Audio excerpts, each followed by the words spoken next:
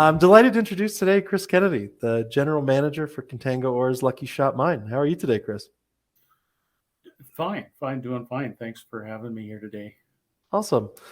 So I wanted to get into a bit of your experience before I get into Lucky Shot, because really, honestly, an impressive bio. But in addition to just really your extensive experience working in Alaska on multiple projects over the years, you also worked in Chile and in Peru and all over. So one thing that I think our listeners will be interested in is, how is working in Alaska different, and what kind of specialized expertise do you need? Well, we all know that there are a few areas that are so-called tier one areas to work in, and Alaska is that. Compared to, I guess, Chile. I guess if you ask people in Chile, their tier one is in their opinion. But my experience in the difference is that mining is mining, right? Whether it's open pit or underground or whatever, you develop, you design, and then you go after a processing plant that meets what your requirements are. All of that's the same. So that's pretty much the same as far as comparative, but there's a political difference as well. In that, not only with your, I guess the main difference I would have to say is with the local villages that are close by and local towns that are close by to the mines. They are starting to learn that the cash cow, if you will, the mine, the request to help and seek financial assistance is something that they're always looking for, and have learned to ask more and more based on the experience from what's happening in other areas and other countries. That's one of the big differences. As far as expertise goes, there is a bit of a missing in that. So there's a lot of, here in the past few years, a lot of training has gone into that. Whether it's design, whether it's geology, whether it's actually production, running a mill, how to operate a mill, to fixing and repairing. So there is a bit of a difference in that area for sure. Sure. Yeah, it's your wealth of experience obviously helpful for pointing you in the right direction when it comes to those.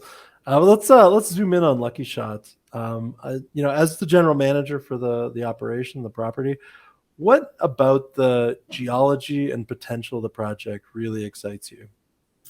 Well, as I'm not a geologist, but I've spent enough time in the mining industry. I know a little bit about geology and what I'm looking at. But the Lucky Shot is an exciting project in that it's easy.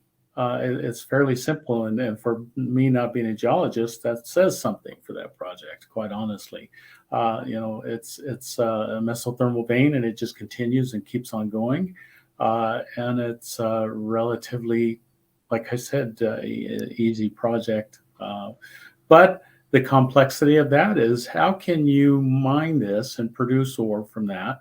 Not only using what the old conventional style, which is cut and fill and so forth, but what's the new technology out there that you can look at that maybe you can approach this differently, or do a combination of all of the above to make it work a little better for you. It's kind of exciting, fun project. I like doing that type of stuff. I like to have fun, and that's why I've been in the mining industry 48 years, is because I have fun with it. Yeah.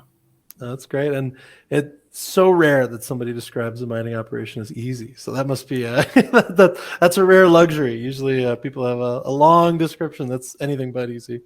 Well, I've always gone by the saying that it's only easy when you say it fast, right? Yeah, fair enough. but for me, in the experience I've got, it's really it's a pretty straightforward project. No, that's great. Fun. And I'm going to ask everybody at Contango the same thing. But what are you looking forward to most in 2024? What's coming up? A couple different things. One is to take the Lucky Shot to the next step, which we'll hopefully be able to do that this year, getting some funding. And then the other one is to get Manh Choh online and start processing ore at the Fort Knox mill, which I helped build. And operate for numerous years. So it's kind of old home week, and I was there for the first bar of gold, and I'd like to be there for the first bar of gold for the Manh Choh ore as well. No, that's fun. Well, Chris, thanks so much for taking the time today, Mhm. and looking forward to seeing what's in store for 2024. Yeah, I am too. Appreciate. Thanks for having me. Please stay to introduce Mike Clark, Contango ORE's CFO. How are you today, Mike? I'm doing well. Awesome. I'm just going to go through a couple questions about your history, and then we'll get into Contango and what's coming up this year. So to get started, I'd love to hear, because I know we have an industry audience who's always interested in different career paths in mining, et cetera. So I'd love to learn more about your education and background as a CPA and how that brought you into the mining industry. Yeah, no, well, I started my my education going to BCIT, where I pursued my my accounting degree, and from there I moved into to do my articling at a public accounting firm. And so it's there where I kind of worked for two partners who focused primarily on mining and oil and gas audits, public companies. So for 3 out of the 4 years I was in public practice, I was just purely working on auditing junior mining companies, oil and gas companies, which kind of exposed me to the market in Vancouver. Yeah, it gives you a look at a different side of the industry for sure, which Yeah. is always interesting. And I know early in your career, or earlier certainly, you worked for Gold Group and Alexco. I'm curious what skills you think you gained there and experience you got that helps you with your current role as CFO. Yeah, well, just going to the beginning, starting with Gold Group, that was my second job in industry after working for a couple of junior mining companies in Latin America. But at Gold Group was kind of where I got my first taste of producing mines, all in Mexico. We bought mines, we built mines, we sold mines, and we operated mines. So, it exposed me to that side of the business. And I spent a lot of time down there, a lot of, just learning how things worked. I was there for about 5 years, but, after a while, I decided it was time for me to move on. So I decided to move on to Alexco, which has the Keno Hill project in Yukon. It also operated a environmental remediation consulting business. So there was plenty to do there. It was a bigger company with a great team. So it was there that I learned a lot more, and a lot more experience. We developed the Keno Hill mine. We put it into production. Ultimately, it was bought by Hecla, which was a great experience being a part of that sales process. But before that sale in 2022, we sold assets. I raised a lot of equity. I put debt in place, managed a streaming agreement. In addition to kind of all the other financial reporting responsibilities that the CFO has, managing human resources, corporate governance, all that fun stuff. So, a lot of experience gained there and learned from a lot of very smart people. Oh, it makes sense. And then following that, what made you excited to work at Contango? Well, after Alexco, I had a little bit of time, and my focus was to make sure my next role was working with good people on good assets. And when Rick approached me about this position, I knew right away I was working with good people. Rick and I worked together at Alexco, and him and I have kind of similar core values. And then after meeting the rest of the board, I knew that we were all kind of well aligned.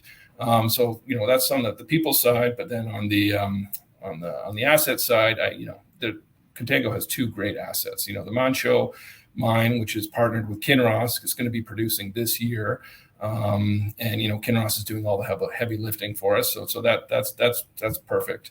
And then Lucky Shot being kind of our next project in line that could be another producing story in the next few years. So I knew we had two great assets, and all of this with less than 10 million shares outstanding. So the company is in a good position, and I thought that it lent well to my skill set. The other thing that I liked about Contango is just and excited me about it was Rick's vision and business plan for the growth of the company. And it's really focused on acquiring high value assets and high quality assets. And what I mean by that is the assets are, they're high grade, they're close to infrastructure, on the highway system, on the power grid, have a clear timeline on permitting. And and then hopefully and around other major companies that would be looking to partner on it and actually move it forward on operations. So I like that approach, and it seems a lot simpler than trying to put mines in production, which I've done in the past. And so that's what really kind of excited me about the position. It's a unique luxury to have quality projects at different ends of the sine curve. So that's definitely something Contango's got in its pocket. I'm going to wrap up just by asking what I'm asking everybody at Contango, which is, what are you most looking forward to in 2024? Yeah, I think 2024 is going to be a great year for us. This is going to be the year where we should have our first production at Mon Show. We already have our kind of core team in place, and to kind of move forward on, either it's the Lucky Shot asset or, move forward on our acquisition strategy, which I'm very hopeful that we're going to be able to find other assets that kind of tick the box that are in our kind of business plan, and hopefully get a couple under our belt before the end of the year. Awesome. Well, Mike, thanks so much for joining me today. Thanks for having me. So I'm super excited to introduce Dave Larimer, Contango ORE's Exploration Manager. How you doing today, Dave? Yep, doing well. Thank you very much. Awesome. So I got a couple of questions about your history, and then we'll get into what's up next at Contango, if that works for you. Oh, absolutely. Absolutely. Shoot. Perfect. So I know Alaska, or you have really, extensive experience. It's a very supportive tier 1 mining jurisdiction, but it does take some specialized expertise to manage exploration, I think, in the state. Yeah. So I'd love you just go into your background exploring in the region. Yep, absolutely. I'll just give you a quick intro. My first entry into Alaska was with the United States Army. So I was stationed up here at Fort Wainwright, infantry. So it was a lot of outside, living and sleeping in the snow, below zero, thousands of kilometers skiing. That was the wintertime. Summertime, you're walking all over. So that's where I first kind of fell in love with Alaska. So we moved back, started our geology career up here. Alaska was the place to be. And really it's that specialization. No matter how much geology you get, you can zoom in onto a positive, but I kind of sum it down to 3 other things you have to specialize in. And it's really understanding your terrain, your logistics, and then of course the weather. Understanding the weather in Alaska is so broad. To me, those are the 3 things that you really have to specialize in to optimize your exploration potential up here. For me, the perfect example of this is I was running a large drill operation out of Red Dog Mine, northwest of Red Dog. Knowing that terrain, knowing that weather, we're pretty confident that we could drill until October. We were very fortunate. We were looking at the weather. We were able to actually squeak out 2 more weeks of drilling. So we were able to terminate our drilling about the middle of October. And that's north of the Arctic Circle, very, very far away, remote.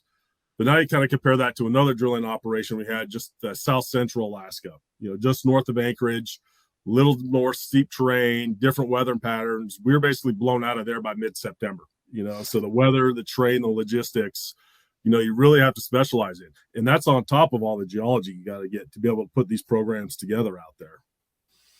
Yeah, it's funny. I always make fun of Ontario weather and say it's crazy. You guys are on a whole, there's a whole level above. That's Alaska. And there's whole different levels, the Northwest, Brooks Range, Southeast, Southwest. You really got to understand all those and how they all fit together to optimize your success in exploration. Yeah, it feels like a learned skill. I don't think you can jump. It is very learned. It can be painful and costly at times. Yeah, no doubt. I know you worked with a giant like tech earlier in your career. I'm curious what you find different and exciting working with Contango versus a giant like tech. Yeah, I enjoyed working with tech. In fact, I actually worked with them twice. First with Pogo, and then I came back and then was able to work with them on all the Red Dog projects. And working with the majors is fun. When I started my career, it was like, nope, I only want to be at the major. I worked with tech. I worked for the Nevada gold mines. I briefly discussed, I think the biggest major there is, though not mining, the United States Army. But these majors are majors for a reason. It's a great opportunity to contribute. You learn a lot. You absorb a lot. There's a lot of knowledge, institutional knowledge in these majors, and a lot of systems. So that's what makes these majors work. For me, coming into a junior, I've worked on another junior, but worked with Contango. The obvious difference is the size, obviously, but however, with reduced size, becomes ownership and responsibility. You got a lot of systems you go through, pitching your budgets. But with Contango, the ownership is here. The expiration, ultimately stops with me. If something screwed up, is with me. It's that ownership of a project that I really like working with Contango. It's exciting, to have, I don't want to call it freedom, but it's exciting to have the maneuverability, in Contango, to be able to explore other things. As the exploration manager, you're running programs, but you're also out there with the intent from, where the board strategically wants to go, with the guidance from Rick of the CEO. But after I got my left and right limits, and it's just going out there and making stuff, creating value for the company. That's really exciting. What I really love about Contango is, how it's structured. It's small, decisive, built for purpose, disciplined, focused company, with a commitment to excellence. And that's what we really like about being with Contango. That's exciting. It's a privilege and peril of freedom is you get to, flex a bit, but it's also your butt, Yep. right? It's right on your neck. Absolutely. Yeah. And looking forward to this year. I know you guys have a lot on deck this year, but in terms of your role, what are you most looking forward to at Contango in 2024? From the exploration geology side, there's 4 things that that really gets me fired up and motivated in 2024. The first one is the Mancho JV project with Kinross. While we're the junior partner, it's exciting to watch Kinross continue to safely and effectively move this program and this project forward into pouring ounces. So we're excited with that. The next big one I get fired up on is Lucky Shot. Our Lucky Shot mine. I'm very keen to get down there. Continue our surface exploration, looking at opportunities to continue our underground drilling. We did. I think we previously talked about. We've put out our initial resource, published in May this year. While it's 105,000 ounces, it's just that initial seed. And then now we get to grow that seed, whether it's linearly, exponentially. It's exciting to get down there and to be able to pull programs and to expand resources out there. So we're excited about that. Obviously we got a lot of things going on. We're also excited to get on the ground, do a small, decisive campaign on some of our grass field projects. Our Shamrock, Triple Z, Eagle Hona. Looking at small programs out there to increase our value position out there by understanding the geologic knowledge of these projects and getting a good evaluation. And then the last one, obviously, is all the other opportunities out there. Alaska is a large jurisdiction, highly underexplored. So it's exciting to be able to continue our evaluation, exploration efforts to meet Contango's strategic mission in Alaska and keep looking what's out there. You guys have tons of irons in the fire this year. Yeah, we do. Yeah. Well, anyway, thank you so much, Dave, for running through this, and looking forward to chatting with you again soon. Awesome. Thank you much. Appreciate it. So it's great to have Alina Wyatt on today, Contango ORE's Lands and Database Manager. Good to see you today. Hi. Good to see you. I just got a couple questions, in the goal of trying to meet the Contango team and learn more about them. I know that you studied geology at UNC before moving to Alaska. Really curious, did you always know you wanted to get into mineral extraction one way or the other? And do you miss the summers at UNC? So first question, no, I did not know where my geology studies would eventually take me. When I was in college, a lot of my peers were getting jobs in environmental remediation and some to the oil industry. And mining just isn't that prevalent in the South anymore. North Carolina was, I believe, the first state to have a gold mine, and was the largest producer of gold until gold was discovered in California. But I didn't really know that then. So I didn't really learn about jobs in mining until I moved to Alaska. So when I came to Alaska, I followed my then boyfriend, now husband, to Alaska. He was going to study geology also at the University of Alaska here in Fairbanks. And when I got here, a lot of people, other fellow geologists, had jobs in the mining industry, and I started learning about that. So that's what introduced me to jobs in mining, and I really enjoyed it. And so I've stayed. That's always it's a good story. Sometimes when somebody drags you to Alaska, it doesn't have a happy ending. This sounds like a very happy ending. So good Yeah. for you. Yeah, we've enjoyed it here.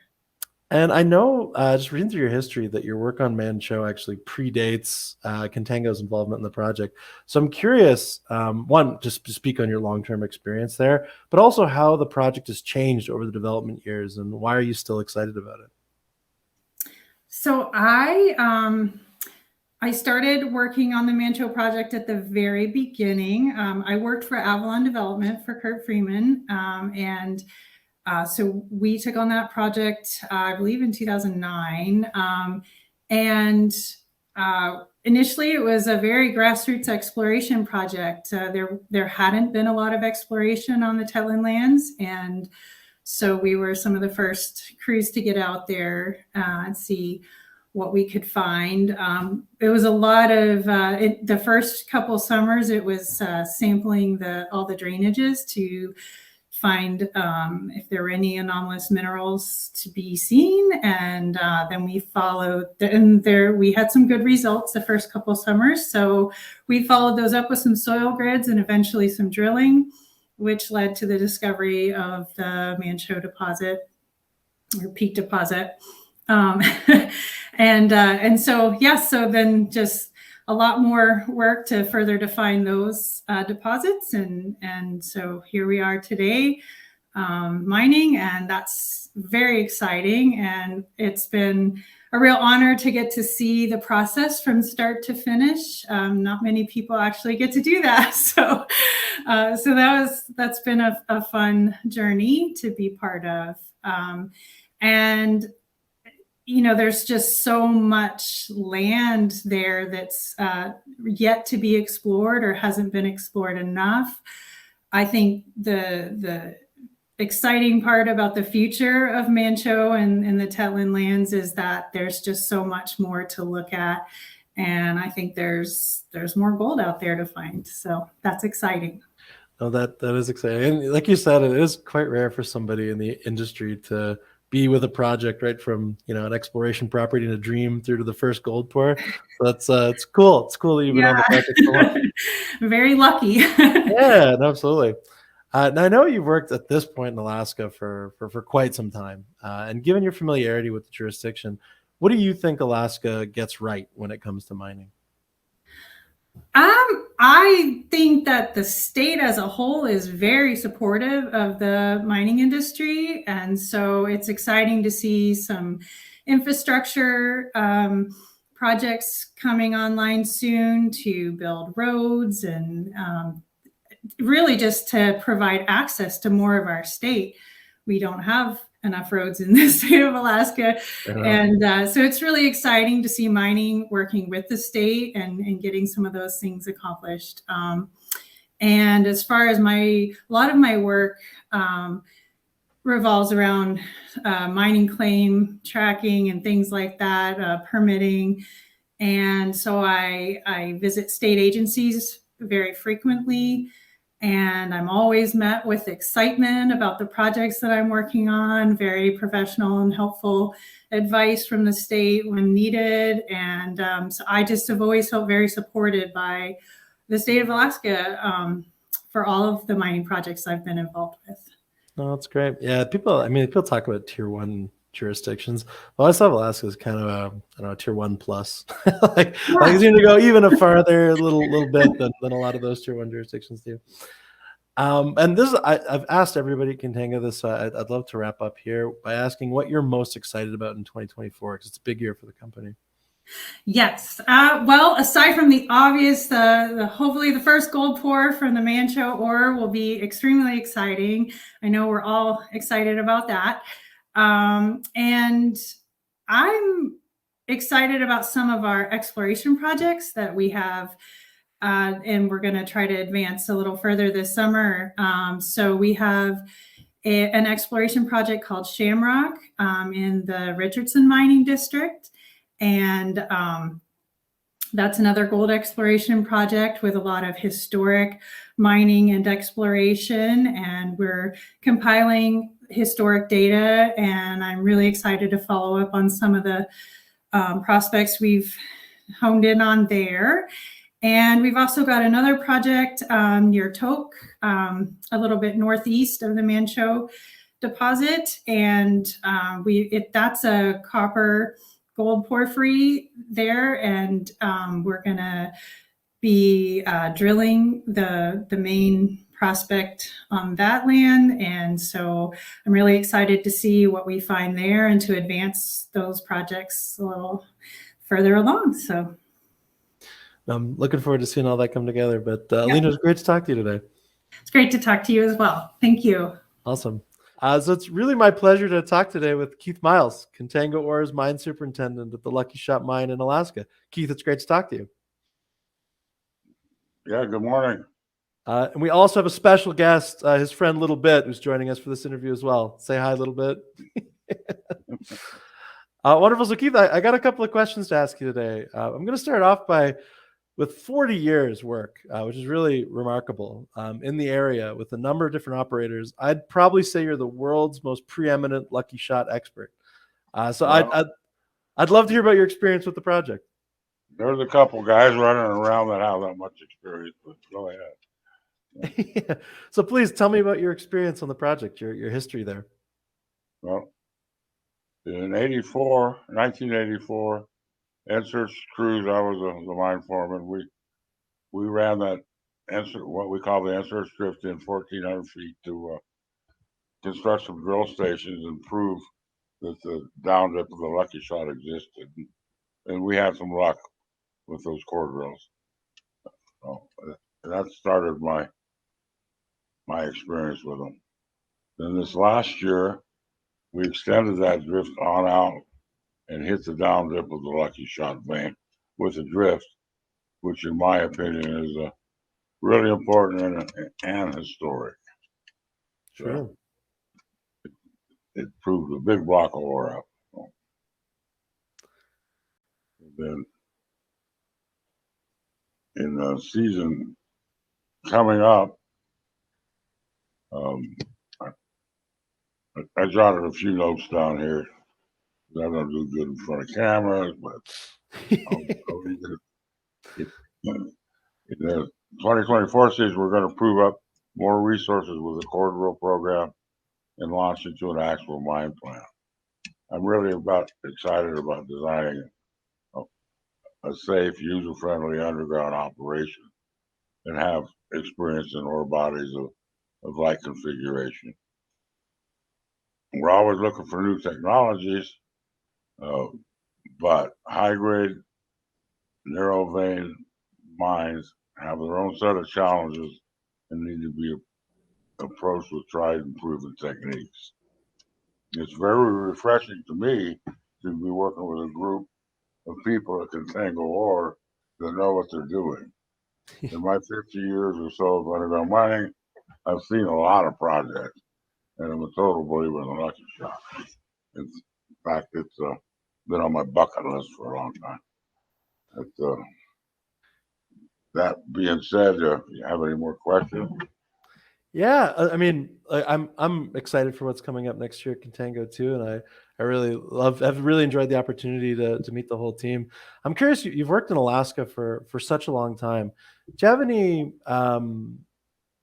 notes about the type of specialized experience it takes to work in Alaska versus perhaps other jurisdictions? Yeah, of course, almost all mines are off the grid. To cost effectively generate your own power and compressed air is always a challenge, and there's tricks to that trade and logistics. But the lucky shot for a mine in Alaska is right downtown. We're on a road system. We're only about 2 hours north of Anchorage, so that's a huge advantage. Most Alaska mines are way out there. Oh, that's true. And if you had to narrow in on one thing you're excited about at Contango next year, I know there's so many things going on this year, but if you had to narrow in on one thing that excites you most about Lucky Shot in this upcoming year, what would it be? Well, that we proved the down dip. We have a real good understanding, in my opinion, of the column in the upper part of the mine through extensive drilling that other operators did. And we get more core drilling done this year, and you get the same amount of proof for the down dip of that vein, and we've got a real resource. We've got a resource now, but it's proving up more tons and ounces is where it's at. I like to tell people, narrow vein, high grade system like this, you got to mine ounces and not tons. There is a difference. So. Sure. And well, just to wrap it up. Oh, it's good to see a little bit. Just to wrap it up, What advice would you give to people in the industry looking to become a mine superintendent or to go into the same line of work that you have?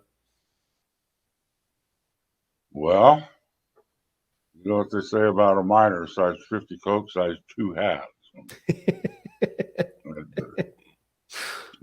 It's just a lot of work. You gotta love it. You can only work that hard if you love it. That's typically very good advice. Well, Keith, it was great to get an opportunity to chat with you today, and of course, a little bit as well. And looking forward to seeing what Contango gets up to in 2024. Good. I'm looking forward to meeting you guys too. Thank you. Have a great day, and you too, a little bit. Okay. I'm thrilled to speak with Vanessa Larimer, the operations manager for Contango ORE. Vanessa, how are you today? I'm doing great. How are you? Good, good. We're in very different parts of the continent, so looking forward to this conversation. Oh yeah, but it's actually warm in Fairbanks today. It's 38 above zero. Oh, see, that is warm. I think I'm 38 Celsius. No. I am so close. Close. And I'm very eager to talk about your work at Contango, just for anybody in the audience who might not be aware of your role. But I did want to get into your personal history first, because I understand there's a lot of kind of interesting bits to it. What I gather is you were a volunteer firefighter and a squadron advisor, or care team leader for a family readiness group.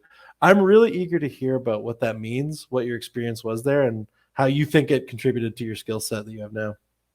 Oh, sure. Yeah, I was a volunteer firefighter throughout high school, kind of followed in my brother's footsteps. And truly, I think that was the foundation for me to learn to work as a team and support the community that my parents instilled in us. And plus, I got to run into burning buildings. So as a teenager, that was pretty cool. But mainly as a cadet, I only directed traffic mostly and changed oxygen bottles. So 2 times I got to go in a burning building. So, but with that mindset, it was a no-brainer for me to volunteer my husband's family readiness group while he was active duty in the Army. And as a squadron advisor, I assisted other spouses and families for our deployed soldiers. And by that, I just gathered information from command group and other post organizations to try to make the deployments a little bit less stressful. So we really leaned on each other. And then as the care team leader, I was there to sweep up the pieces after injury or loss of a deployed soldier. And I still carry those families with me. Wow, that's quite an experience. And comes to running into burning buildings, I'm more of the running out type, so it's certainly admirable. You're willing and eager to run in when there is a fire. It was fun. No doubt. But speaking of putting out fires, is my understanding, talking to the rest of the Contango team, is that you really are the key to the team staying organized and on top of everything. That's obviously quite a tall order. So curious, how do you keep the company's ducks in a row? I don't really see it as a tall order. Having had the volunteer mindset early in life, it's really just allowed me to jump in and, get whatever task done. And plus, I mean, look at the team I get to support. They're all number one. That's true. It's quite a good team. It's been a fun experience getting to meet everybody, but obviously being in charge, staying organized, and everybody says, well, Vanessa's the boss. So it's good to hear about your experience there. But some people may not know that you're actually also the operations manager for Valhalla Metals, managing quite a large group, actually out in the field at camp. I'd love to hear more about your experience at camp versus in an office. Yes, last summer I got to oversee the build of a 24-person camp. It was up in the Brooks Range, which is a logistical puzzle that required several months of planning beforehand. I spent just over 50 days in the field where I got to work alongside several of my cousins who live in the region still, and it was amazing to connect with my mom's side of the family. Overall, in the summer, we did accomplish a lot. We built the camp. We completed LiDAR and ortho photos, ground gravity survey, diamond core drilling. We logged some historical core, did a few camp tours. That's just some of the highlights. But some days were long, but getting to spend the summer with my family was definitely worth it. And I look forward to going back. Oh, that's great. At least you get a lot of sunlight in the summer up there. Yes, it did not set. Yeah, perhaps too much. It was sun camp. Yeah, there you go. I'm curious. I've asked everybody Contango this, and everybody's had really, really great answers. But I'm curious what you personally are most excited about in 2024 for the company. Well, we have an amazing team with great leadership, some really exciting projects like Mancho and Lucky Shot, and now being headquartered in Fairbanks. I can't wait to see what we do next. Working in the mining industry is one large family, and I'm lucky to be part of it. Oh, awesome. And I'm certainly looking forward to seeing what the company gets up to this year. Same here. Well, Vanessa, it was really great talking to you today. Oh, thank you. I'm really happy today to find some time to sit down with Derek Meneghin, Contango ORE's Director of Finance. How are you today, Derek? Good. How you doing, Romeo? Thanks for the time. Good, good. It's great to virtually meet you. So I got a couple of questions about your personal history, but then getting into your role at Contango. You develop your skills and what you're most excited about this year. So let's jump right into it. Sure. Doing my research, our team looked around. Looks like you got a business degree from Simon Fraser. Curious how, they often see this in business degrees. I'm curious how mining first crossed your desk as an industry to consider. Yeah, I got my degree, my business degree from Simon Fraser University many moons ago with a concentration in finance. I actually then did my education degree at University of British Columbia and taught high school for a couple of years. Then decided to move on and worked at Raymond James, which is a financial firm, as a senior accountant. And then I have family in the mining industry, and so they persuaded me. An opportunity came up with a junior mining exploration company, Alexco Resource Corp, back in 2007, and so that was my my first hop into the mining industry, and haven't looked back since.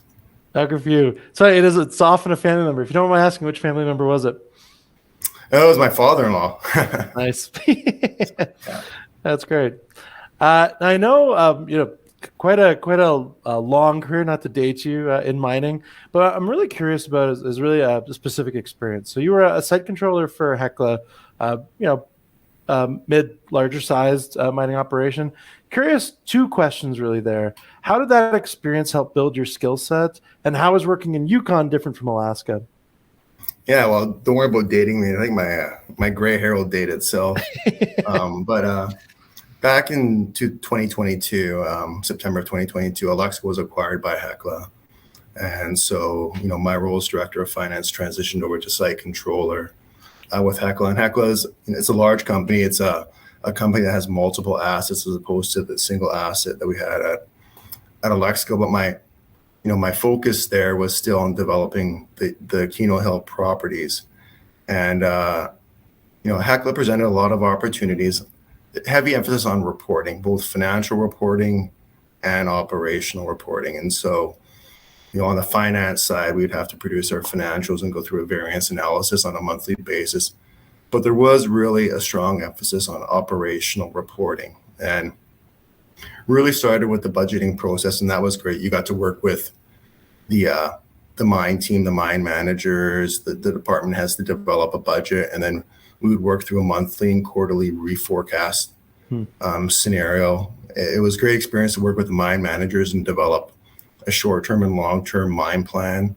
So those were all real beneficial experience. And then in addition to that, we would have to manage our working cap. That was when you have multiple assets, you want to put the resource towards those projects that were most economical. And so with that came along a lot of standardized reporting and metrics that would be developed to make sure you're comparing apples to apples, and that was a unique and great learning experience. Hecla was it set me up well for my future with Contango, because information is critical to a company, and knowing where to deploy your capital and working capitals and managing your working capital is key. And those were all things that were definitely a focus at Hecla. In terms of, Alaska versus Yukon, well, they're both very cold. They're, notable. So that presents some challenges, operating a mine all year around. We've in both scenarios, my time in Alaska and in the Yukon, we've had strong relationships with the First Nation community. clearly Alaska is a U.S. jurisdiction, and the Yukon's a Canadian jurisdiction. So there's some favorable tax advantages to Alaska as opposed to the Yukon, and there's not a lot of as many consumer tax, like excise tax, that you would incur in the Yukon. So, but both jurisdictions support the mining industry in large part. So, often you hear companies or mining companies are operating in challenging geographical regions, and Sure.